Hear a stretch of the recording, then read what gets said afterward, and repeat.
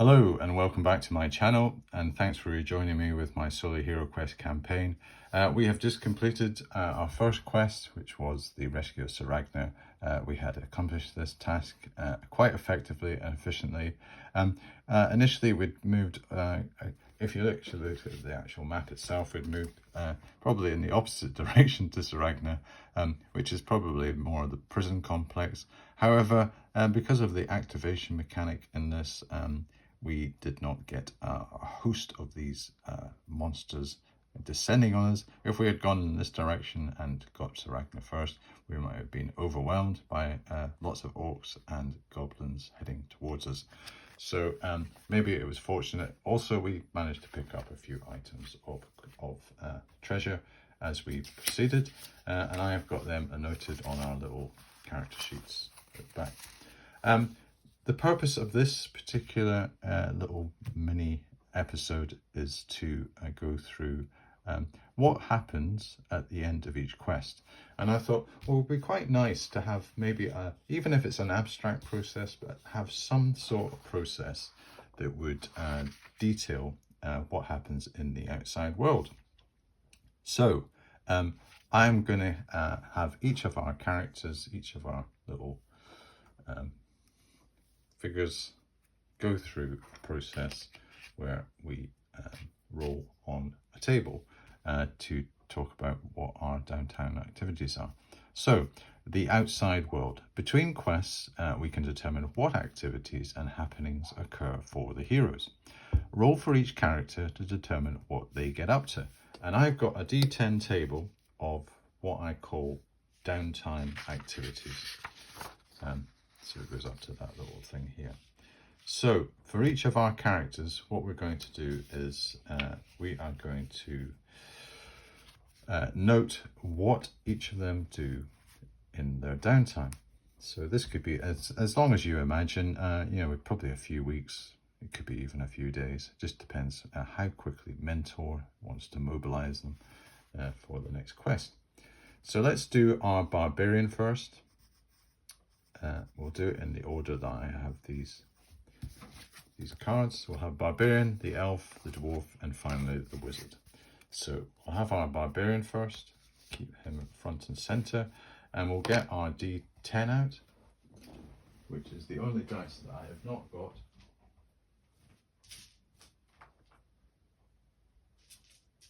In front of me. Would you believe it? I've got it now. So let's do a D10 for the barbarian and find out what he does in his downtime. So we get a 5, and on our table, the barbarian will get local gossip. Gain knowledge of the next quest. All right, so we can choose one of these as our little nugget of information. Are we going to reveal the type of wandering monster in the next quest and gain +1 defense dice for the first encounter with the type? Well, that could be quite useful. Have a bit more resilience with our inside knowledge, or draw 1 extra treasure card during your first search in the next quest. Yeah, that sounds very tempting. Now, I suppose the barbarian. I think when it comes down to a choice, he's probably interested in both those. He's quite a greedy character. He's probably quite interested in treasure, so that's going to be quite a strong motivation. But also, combat technique, he's probably quite interested in getting on the front foot with anything that's wandering around. So I'm going to say it's a 50-50 split. So 1 to 3, it's the first bullet, and 5 to 6, 4 to 6, it is the second. So we're going to go for reveal the type of wandering monster in the next quest. So I'll make a little note of that. I'll have local gossip 5 and reveal wandering monster. And also we get +1 defense. So the way I'm going to do that is I'm just going to have a little note against each of the characters, just so that I have an aide-memoire when it comes to the next quest. Good. Right, so that's our barbarian done. Let's move on to our elf. And our elf gets his D10 ready. And he says, right, what am I going to spend my time contemplation and meditation, or, ooh, right, rigorous training, number 2. Gain +1 temporary BP or MP, choose, for the next quest only.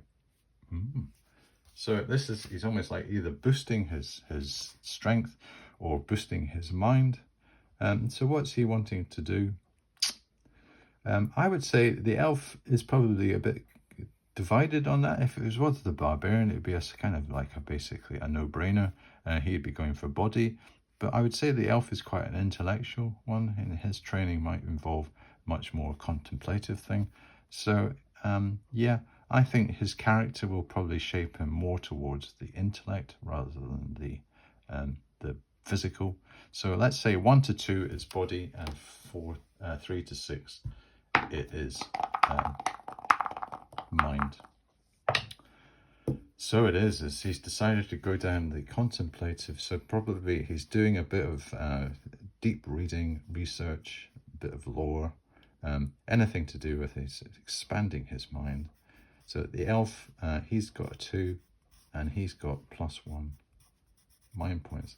So his mind points will go up to the nice total of 5. And that might be useful also in this downtime situation in between adventures, because there is a later process that I can apply potentially mind points in for characters to do with gaining equipment, and that all will become clear. So let's move on to our dwarf. And our dwarf, what's he going to spend his time on while we're waiting for Mentor to get ready with his information about our next quest. So he's going for local gossip as well. So he's going for gossip. They must have been, him and the barbarian must have been out in the same tavern, getting down with the natives, getting down with the locals. What's he going to do? Choose one, reveal the type of wandering monster, or draw 1 extra treasure card. Now I'm saying his craving for treasure is probably very strong. So let's do 1 to 2. It's the wandering monster. And we already know the barbarian's already gone for that one. So he decided to do the same. He's wanting to reveal. So we're both going to be able to reveal the wandering monster, and we'll both have a +1 defense against the first time we have a combat against anything that is a wandering monster type. So say what orcs are the wandering monster, and the first orc we come across will get +1 defense. So we're kind of training up a bit. Maybe they've been kind of working out together. Yeah, that's maybe the reason. And they've been listening to like a local mercenary who said, yeah, I've had a lot of experience of fighting these orcs. And, you know, I hear that, you know, on the grapevine, I kind of have an idea where you're going to be going next. It's something to do with that Ulag, that awful orc warlord. So it's probably going to be an orc, and this is how you take on orcs and all that kind of jazz. So that's maybe the backstory to that. And then finally, we've got our wizard character. And the wizard is, what is his name again? He's got Gelric. Gelric the wizard. And Gelric says, okay, am I going to contemplate the higher things? Something suitably wizardy that's going to help with my arcane knowledge. 4, he's gone all spiritual on us, a religious pilgrimage. So I'm going to say that he gains 1, what I call a blessing token, and we discard to reroll 1 defense die or ignore 1 trap. So we've got the wizard. He has a 4, which is a blessing token, and I can put a little token next to him, probably one of my pawns, and that's going to be, we can use that either to reroll 1 defense die, which might be quite useful for the wizard if he's in a bit of a scrape, or ignore 1 trap, which again might be useful because that could be a body point of damage. So he's been doing the spiritual thing. He's been finding himself out maybe in a retreat, or he's gone to the monastery, or whatever the wizard does, and he's decided to do something contemplative. Okay, so that's basically the idea that we can do that in between adventures. I can activate. It's a very simple mechanic, and what it does is it kind of gives just a bit of context to what the adventurers are doing with their downtime in between adventures. And it's not really just a two-dimensional thing. We've got a bit more characterization going on. We can even have potentially some little mini role-playing happening. And also there are some little slots here that are depending on the results. So for example, say we got 10, which is a merchant's offer, we gain access to a minor item for only 20 gold pieces.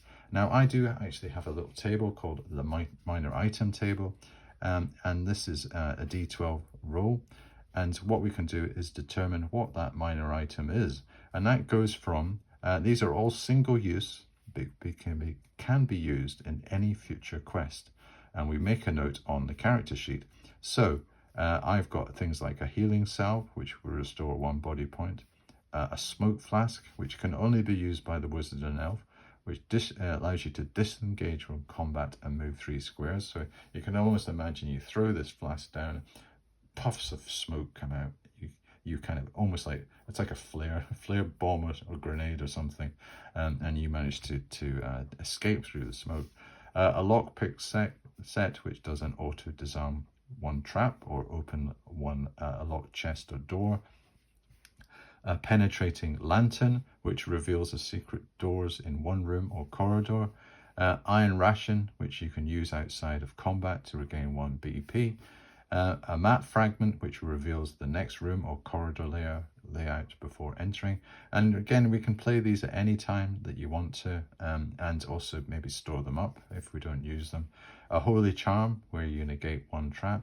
A poison dagger where you get additional attack dice, and if you roll 3 skulls, the enemy suffers a -1 defense die. A silver coin which is worth 50 gold or can be traded for something unusual between the next quest on a minor item table. A scout's compass, reroll 1 movement roll. A monster talisman, you can force 1 monster to reroll a successful attack dice. And then a useful rope where you can bypass a climbing or jumping obstacle without a test, pit trap escape without losing a turn, or help another hero to escape a pit trap without losing a move. So, you know, nothing really kind of seismic, and they're not really that important. They just help the characters in little ways that they can, and it adds a bit of nuance to the game, a bit of chrome, I suppose. I've got to make sure that I can remember all these things and have them quite noted. Hopefully, because they are going to be quite sparse, they're not really going to appear very often. I will have a good idea of what each character has. As you see, in this particular instance, we have not generated one. In future quests, we might. So I just wanted to highlight that as being a factor. And then we move on to, and this is really the main thing that is emphasized in HeroQuest between quests, where you go to effectively, it's not really specified, but I'm just calling it the equipment shop, and the actual name of it I'm calling it the armory. And I'm saying that surplus gold can be used to purchase equipment by visiting the armory. This is run by Tancred, the proprietor, who is always willing to meet the character's needs in terms of military hardware.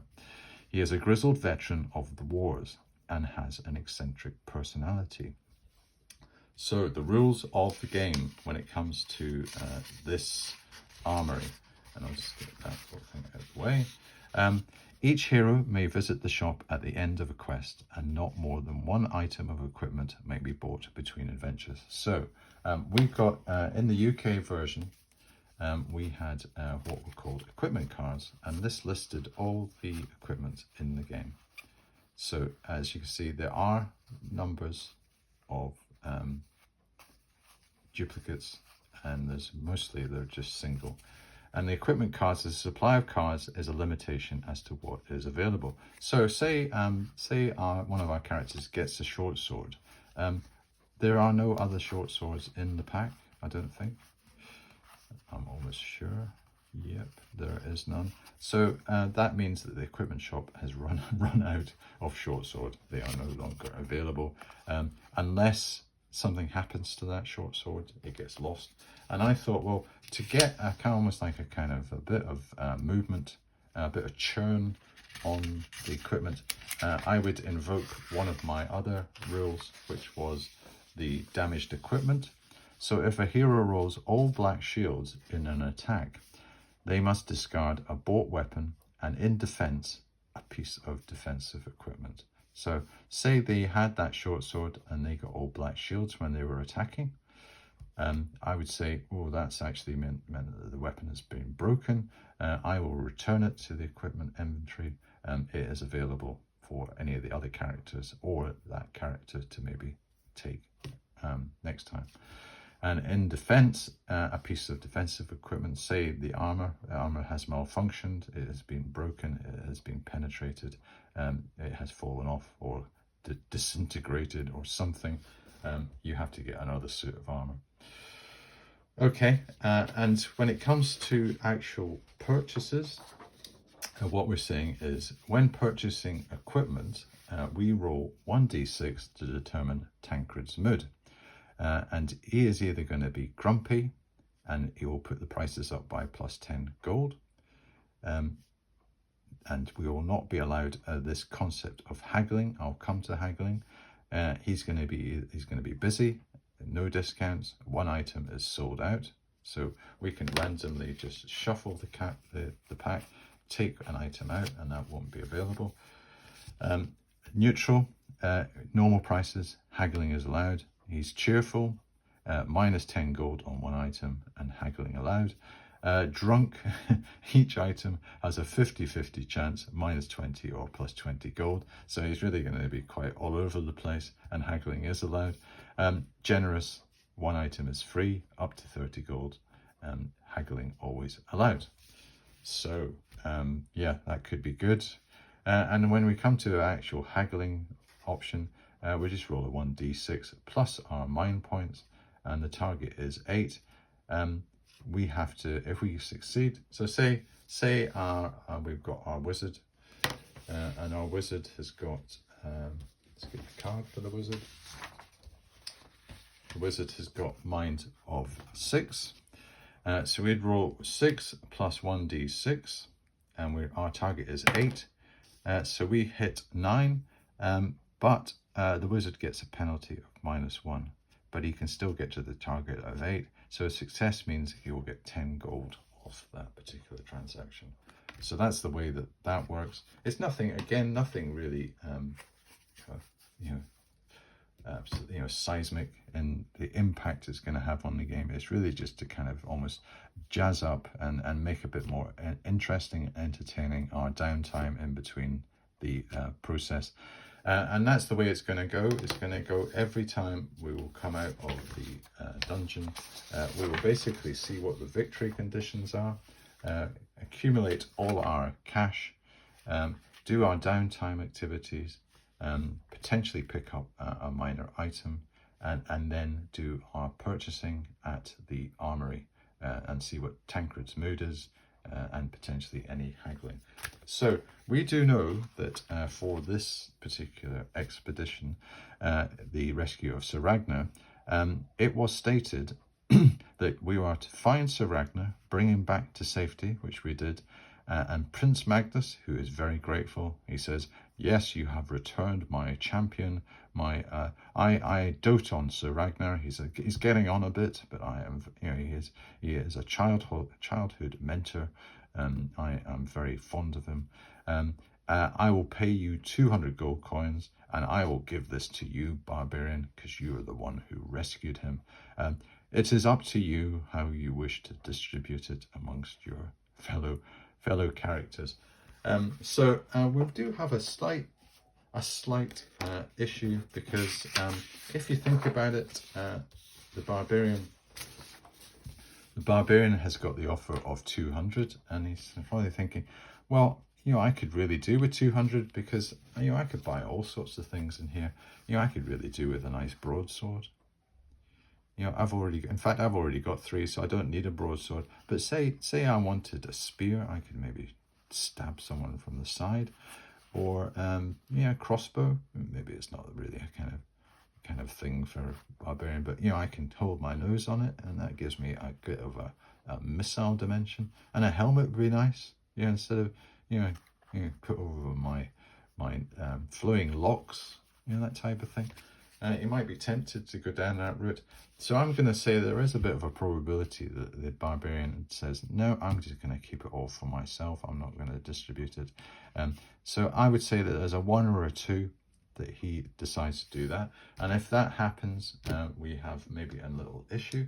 So let's just roll to see if the barbarian is quite stubborn about this and says, right, I'm going to keep all the loot for myself.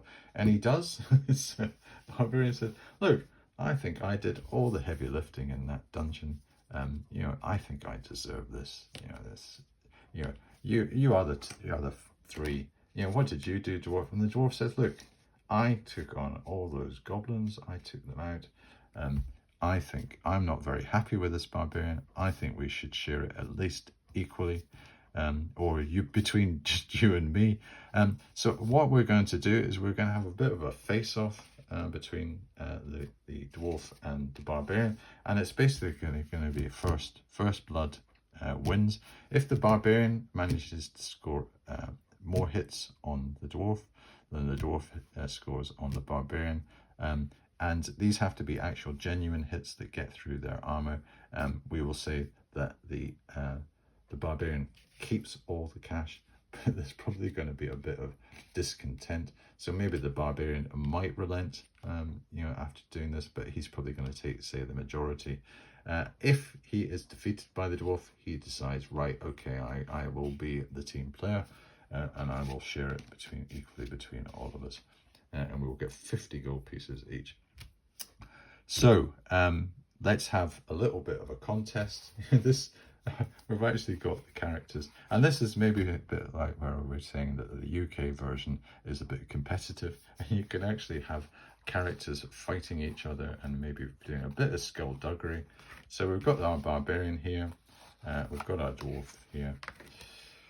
Let's put our little characters up here into the arena, and the barbarian has got 3 and the dwarf has got 2.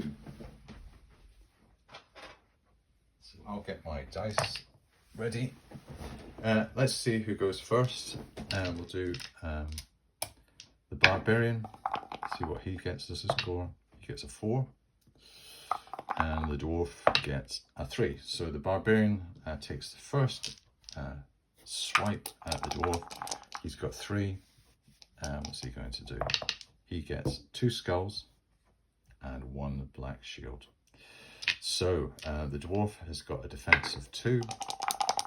Let's see how he gets on. He takes 2 points of damage, which is really making him a bit fed up. He's saying, right, I'm already down to 4. You know, that could have almost killed me, barbarian. You know, I am healing, as you know, you get all your points back, but I suppose he's already feeling a bit, you know, maybe it's opened up a few other wounds.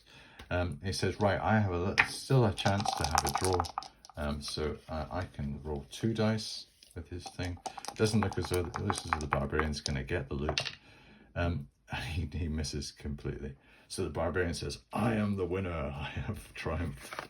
I claim the 200 gold. However, the barbarian might have a slight crisis of conscience, and I think what he says, right, okay, instead of me taking the entire 200, what I'll do is I'll take 100, and you guys, you can distribute the other 100 between yourselves. And the wizard says, look, I can arbitrate. I think the dwarf was very prominent in this. So dwarf, you can get 50 and we'll get 25 each. And the elf says, yeah, well, okay, I understand. I can see it's for the greater good. Let's do that. So that's how we're going to do it. We're going to do 100, 50, 25 and 25. That's our 200 divided up. So if I just take a quick note of what we're going to do, we've got our barbarian. He initially gets 100. We've got our dwarf. he gets 50. We've got our elf, who gets 25, and we've got our magic user, who gets 25.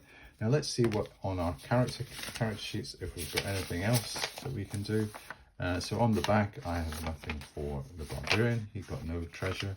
On the back of the elf, I've got nothing. He got no. So actually, the wizard has got 100 in gems. So he's got a gem and he's got jewels of, and they add up to 100. So he's actually sitting with 125, which is pretty good. Yep, so that's okay for the wizard. So maybe that's why he was so conciliatory, because he was thinking, I'm actually sitting on a bit of stash of cash. Yeah. And then the dwarf, and the dwarf's saying, well, actually, I'm okay too, because I've got 150, because remember I had that treasure trove, so I'm actually on 200. And the barbarian says, well, what were you complaining about? You know, I could have got something quite nice. So in total, for our, so that's the reward, and this is our treasure. So we can actually get, you know, I can keep a little tally of that, just as a side thing. We've actually got quite a share of items, of gold that we can spend on our items. So we do have the opportunity for our characters to actually make some purchases. So what I think the barbarian will do is he looks through all the equipment and he says, look, I've only got 100 gold pieces. What I'm going to do is I'm going to go for the shield. And the shield gives you 1 extra combat dice in defense. It costs 100, so he takes that off, and we give the barbarian the shield. So we've got that there for him.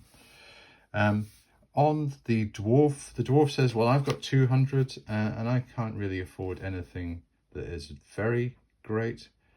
So I'm going to go for the helmet, and that will cost 120 ordinarily. So let me see if I can get that from Tancred at a reasonable price.